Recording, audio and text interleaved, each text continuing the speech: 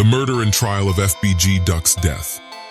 It's the 4th of August 2020, and FBG Duck was in the Dolce & Gabbana store on the Gold Coast of Chicago. Duck was here with his girlfriend shopping for his son's birthday. But after some minutes, he was spotted by several fans, and that's when he knew he had to leave. Why? Because Duck was one of the most wanted men in all of Chicago. Not wanted by the cops, but by people who just wanted him dead. So Duck asked one of the store clerks if he could leave through the back door, but he wasn't allowed to. About 10 minutes later, he and his girlfriend left through the front door. And that's when it happened. Say it was a Chicago rapper who was gunned down here on one of Chicago's ritziest streets. 4 men jumped out of 2 separate cars and started shooting at Duck and his girlfriend. Duck tried shooting back, but his gun jammed as multiple bullets pierced through his body. Some reports state that he was shot at least 38 times. And while FBG Duck was shot in one of the most peaceful parts of Chicago, this story began on some of the most dangerous blocks in America. Because what you are about to see isn't your typical hip-hop beef. This is a story of blood and guns. A tale of 2 blocks. On the 6,400 block of South Dr. Martin Luther King Drive is a place originally known as Parkway Gardens Homes. It's also called Wick City, which means wild, insane, crazy city. And truly, there is no better name that best describes this hood. For the men who grow up on this block, they lose their innocence from the very first moment they get a chance to take a walk around the buildings. Unfortunately, they also get used to seeing someone almost every week. Many of the young men who are born on O Block also become gang members from a very young age. They all end up being members of the Black Disciples gang. Growing up in this neighborhood makes it hard for these men to visualize themselves as nothing but a criminal, because many of the most successful people around them are either gangsters, pushing weight, or involved in another sort of crime. These were seen as the only means to make it out of the hood.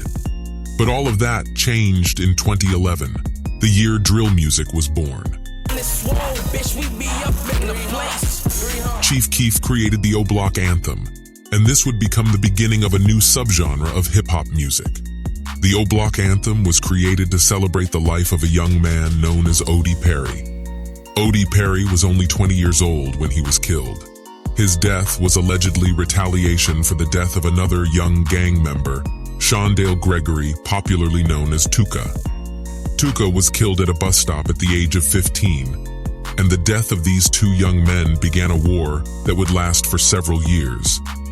Tuka was a member of the Gangster Disciples and grew up on 63rd Street and St. Lawrence Avenue. This is also the gang and hood that FBG Duck belonged to. Tuka and FBG Duck were very close friends. In an interview with DJ Vlad, Duck revealed that he met Tuka 2 years before he was killed. He was like 14. I met him a year. No, it was like 2 years before that. It was like 2 years before that, before he got killed. You know, when you meet a motherfucker and you real close to him, then, and me and him clicked. Like, that was one of my real close friends. Like, every day, like, spend the night at his house, he spend the night at mine. We fucking bitches together, everything. Like, everybody know what was going on. You feel me? Like, that was my man. Tuka was Duck's best friend, and his death did a huge number on him. Duck stated that he was at a basketball gym when he heard about Tuka's death. I was really at a basketball gym. I was on my way home. And my cousin came in there running to me, crying and shit, telling me, your friend just got killed, real. You feel me? Then I ran all the way from 62nd and Wabash all the way to 63rd and St. Lawrence. Saved them right there on the floor. You know how that shit go, broke right down. You see your friend dead, you actually gonna start crying. After Tuka was killed, FBG Duck and his homies nicknamed the 63rd Street and St. Lawrence Avenue Tookaville. And when O.D. Perry was killed, his homies also nicknamed Parkway Gardens as O Block. FBG Duck was one of the first members of Tookaville to become a rapper.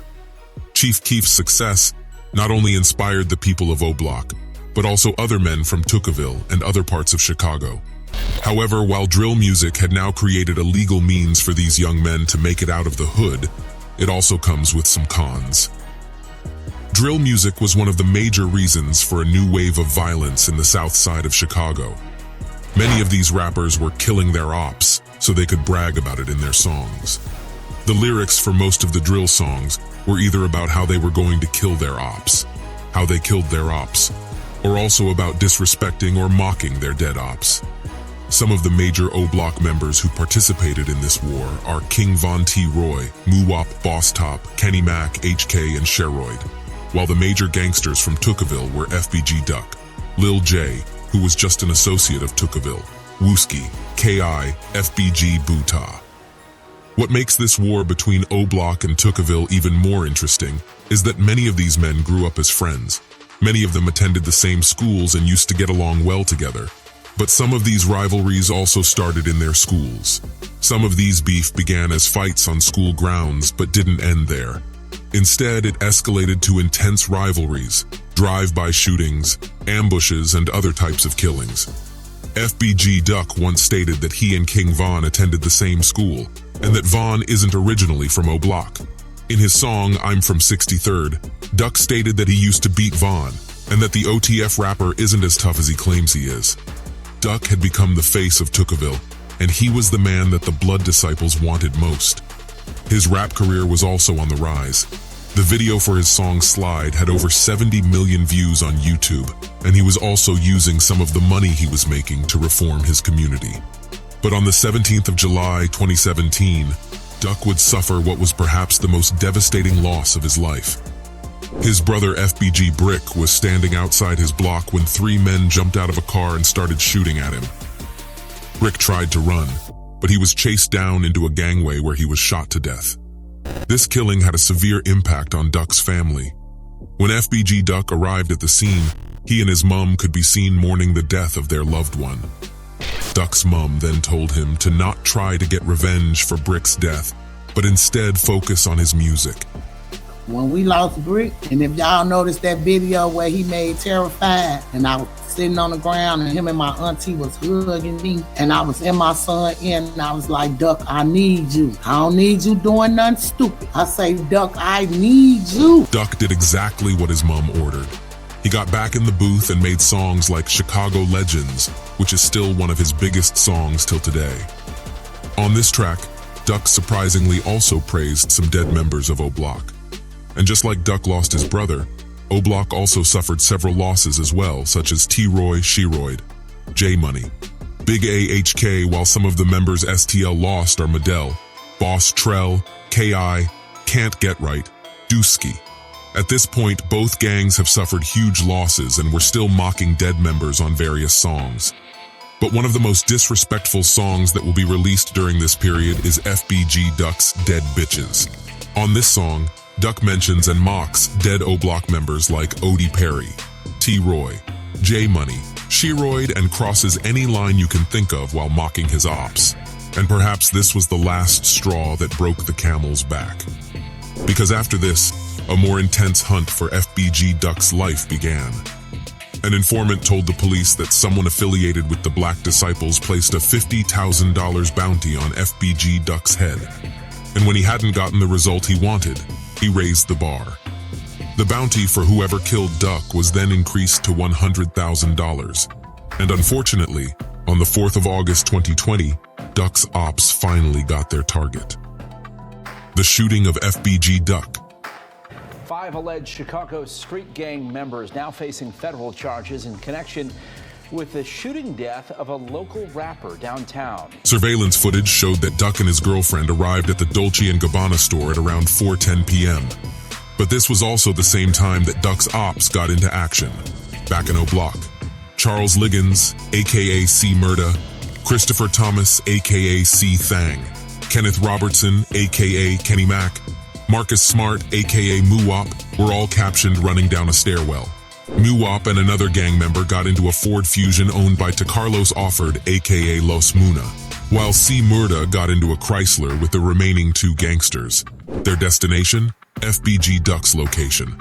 By 4:26 p.m., Duck and his girlfriend stepped out of the store, and at the same time, the shooters jumped out of the vehicles and began shooting immediately. Duck's girlfriend was shot twice in the left wrist, but for FBG Duck, the bullets had created numerous holes in his body. Now this wasn't just another gang attack.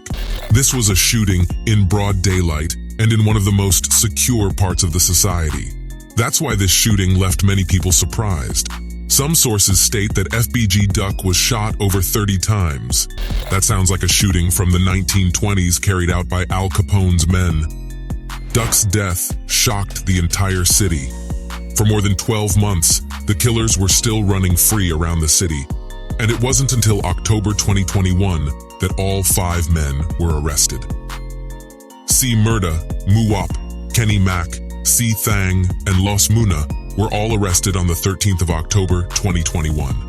All 5 men are now awaiting trial. And for FBG Duck, may his soul rest in peace.